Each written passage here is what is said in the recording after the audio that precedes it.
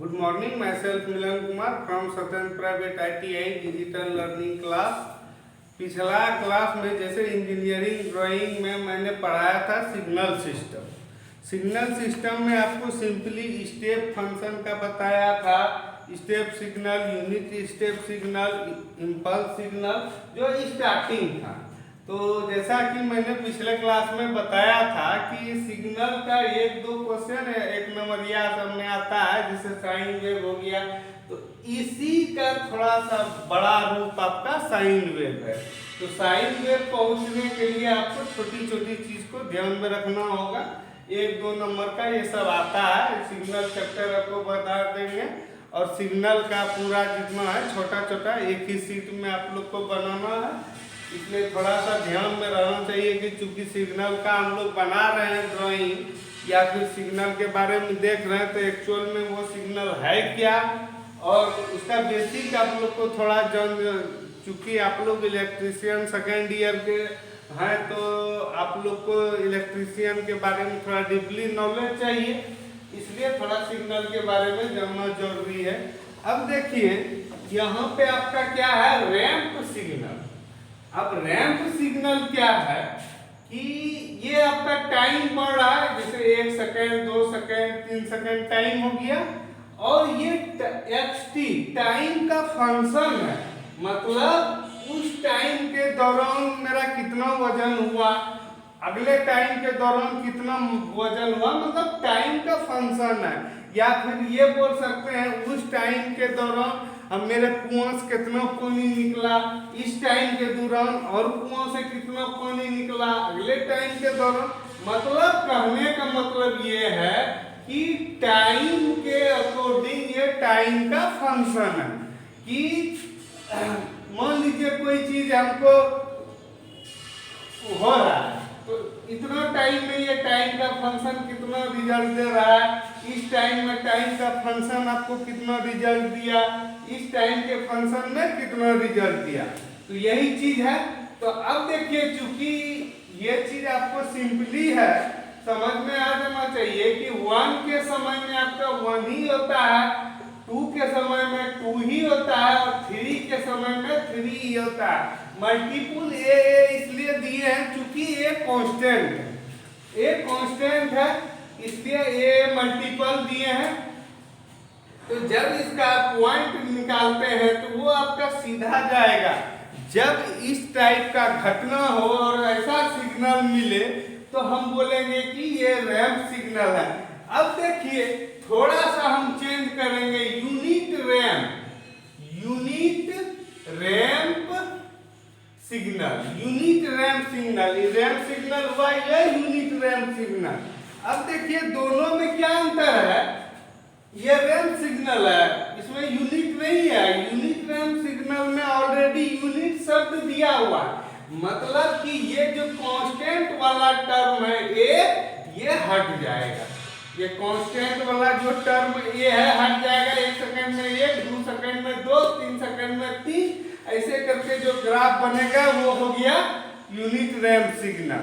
ठीक है, अब इसमें ज्यादा समय नहीं बिताते हुए हम लोग अपना मेन जगह आते हैं। ये सब चूंकि छोटा छोटा चीज है इसलिए ध्यान में रखना है। अब अगला चीज है पाराबोलिक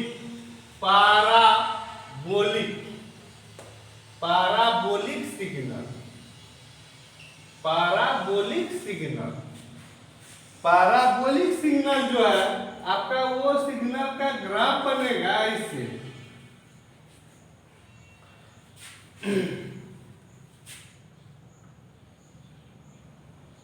ये आपका सीधा जाएगा, इसलिए इसका टेंशन नहीं लेना है, हम उसका फोटो ओरिजिनल आपको भेजेंगे। क्योंकि हाथ से फ्री हैंड बना रहे हैं इसलिए थोड़ा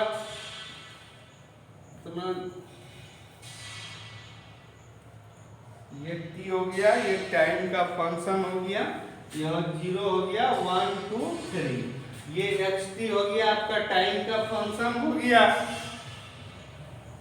ये हो गया 0.5a, ये 2a, ये 4.5a। 4.58।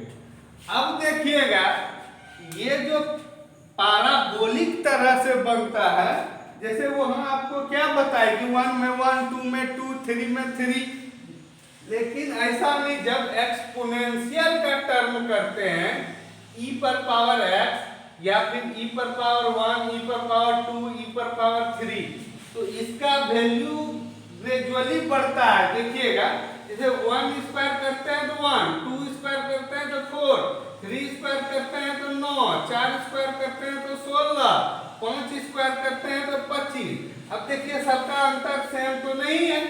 तो उसी तरह पहला समय में ये है, दूसरे समय में अंतर बढ़ गया, तीसरे समय में और अंतर बढ़ गया। तो ये एक्सपोनेंशियल टर्म है, इसलिए इस पे ध्यान नहीं देना है, क्योंकि हमको ध्यान में रखना है कि ये पाराबोलिक शेप हमको दे रहा है। क्या दे रहा है? पाराबोलिक टाइप का ये शेप दे रहा है। पाराबोलिक का हिंदी शायद परवलय होता है, या जो आपको इंग्लिश में ही पूछेगा पाराबोलिक, हिंदी में का बोलिक लिख देगा, पाराबोलिक लिख देगा। यही शेप होता है, इसलिए पाराबोलिक बोलते हैं। अब देखिए अगला चीज है आपका क्या? Unit parabolic. Unit parabolic, unit parabolic signal. अब देखिए यूनिट पाराबोलिक में और इस पाराबोलिक में क्या अंतर है आपको बताए थे। इसमें कांस्टेंट टर्म है ये कांस्टेंट टर्म हट जाएगा। कांस्टेंट टर्म आपका हट जाएगा तो क्या हो जाएगा? यूनिट पाराबोलिक, क्योंकि इसमें यूनिट सब लगा हुआ है ऑलरेडी, इसलिए कांस्टेंट वाला टर्म मेरा खत्म हो जाएगा।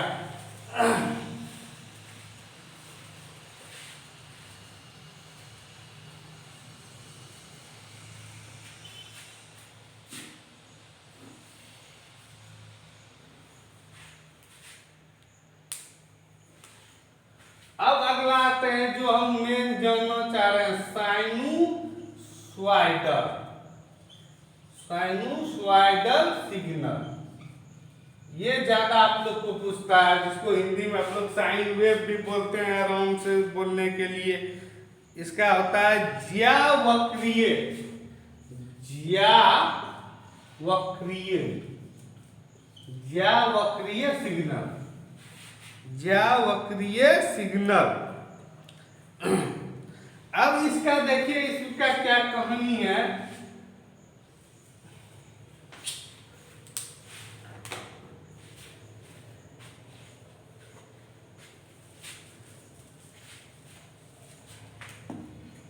इसका आपका कहानी ये है कि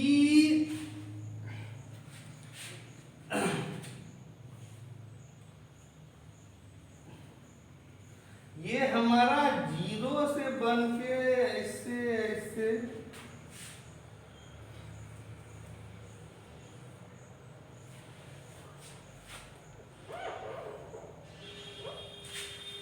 ये टाइम का फंक्शन है, ये xt है। अब देखिए यहां क्या होता है, इसको मान लीजिए 0 1 2 3 4।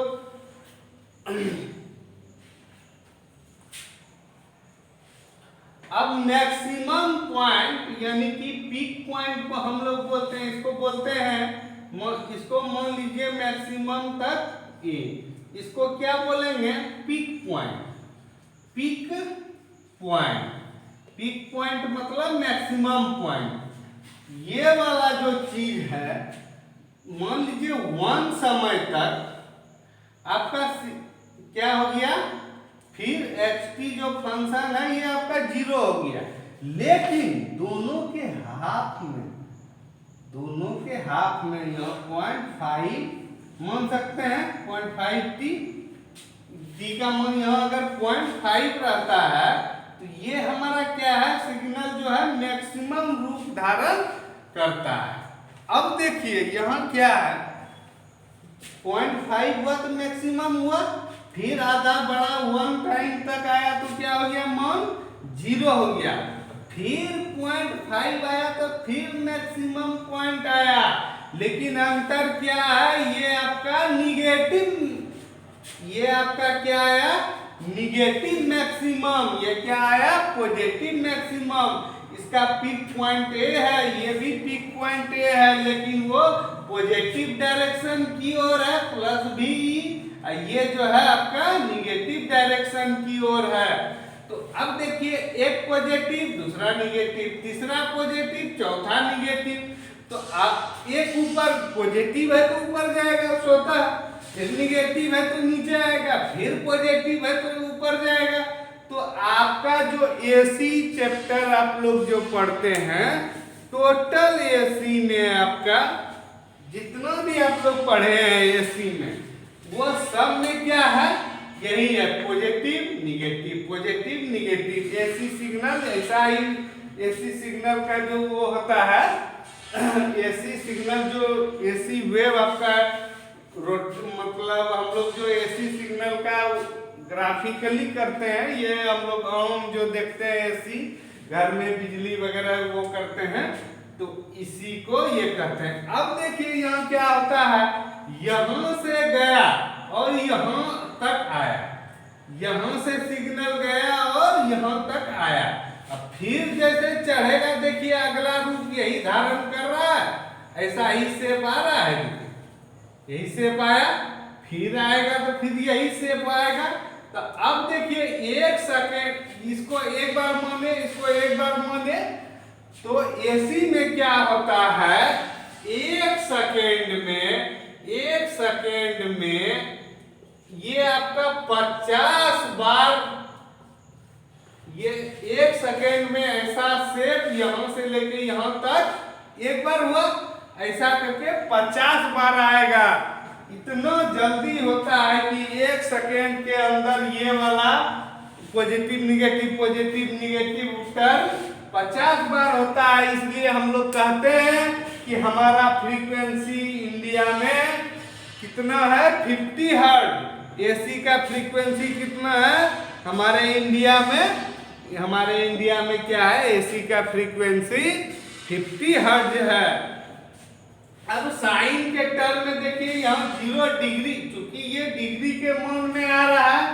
अब देखिए एक चीज और इसी में आपको समझा दें, लैगिंग के केस में अगर रहेगा, लैगिंग के केस में तो यहाँ से जाएगा, यहाँ से उठेगा, मतलब कि ये पॉइंट होना था, लेकिन लैगिंग लीडिंग के केस में ये वाला जो एंगल होता है फाई, ये वाला जो एंगल आपका बढ़ा घटा, यही फाई जो है लैगिंग का होता है या लीडिंग होता है, इसलिए उस समय ज्यादा ध्यान नहीं देना है। तो आप लोग को एक चीज जानकारी दे दिए कि फ्रीक्वेंसी क्या चीज है। इसी साइनोसॉइडल सिग्नल से हमारा फ्रीक्वेंसी का टर्म आया है। चूंकि आप इलेक्ट्रीशियन है और इलेक्ट्रीशियन में ड्राइंग को समझना बड़ी चीज है, बनाना आसान है, लेकिन उस चीज के बारे में जानना हमको अच्छा लगेगा। इसलिए हम लोग कहेंगे क्या, भारत का फ्रीक्वेंसी कितना है, 50 हर्ट्ज। विदेश सब में थोड़ा ज्यादा फ्रीक्वेंसी हो सकता है। तो इसलिए एसी का सिग्नल क्या है। अब देखिए अगला टर्म है कोसाइनोसॉइडल